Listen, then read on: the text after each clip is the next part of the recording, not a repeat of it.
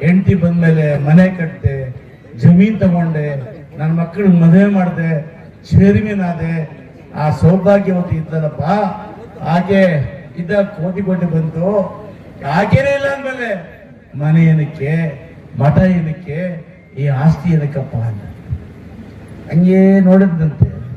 ಈ ಮೂರತ್ತಿತ್ತಂತೆ ಬಂದು ಕದ್ಬಿಟ್ಟು ಕೃಷ್ಣಪ್ಪ ಬಾಯಿಲ್ಲಿ ನೋಡ ಮೂಗ್ನ ತುಸಿ ಮಾಡಿದೆ ಅಪ್ಪ ಬಿಗಿ ಅಂತಾರೆ ಅಂತ ಹೇಳಿದ್ವಿ. ಅಂದ್ರೆ ನಮ್ಮ ವ್ಯಾಪಾರ ಏನಿರುತ್ತೆ ಅಂದ್ರೆ ಇಷ್ಟೆಲ್ಲ ಹೋಗ್ಲಿ ಅಂದನು ಆ ಮೂಗಿನೊಟ್ಟಿಗೆ ಯೋಚನೆ ಮಾಡ್ತಾನೆ ಮನುಷ್ಯ.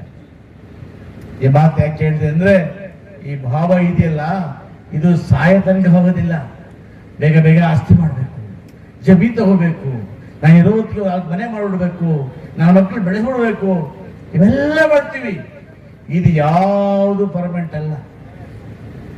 ನೀನೆಲ್ಲ ಆಸ್ತಿ ಮಾಡಿಟ್ಟಿದ್ರೆ ಮಗ ಏನೋ ಕೆಟ್ಟವನಾದ್ರೆ ಈಗ ಸಿಂಪಲ್ ಯಾವ ಜೂಜು ಮೊಬೈಲ್ ಕೂತ್ಕೊಂಡ್ರೆ ಕೋಟ್ಯಾಂತರ ಪಾಪ ನಾ ಮಾತಾಡ್ತಾರೆ.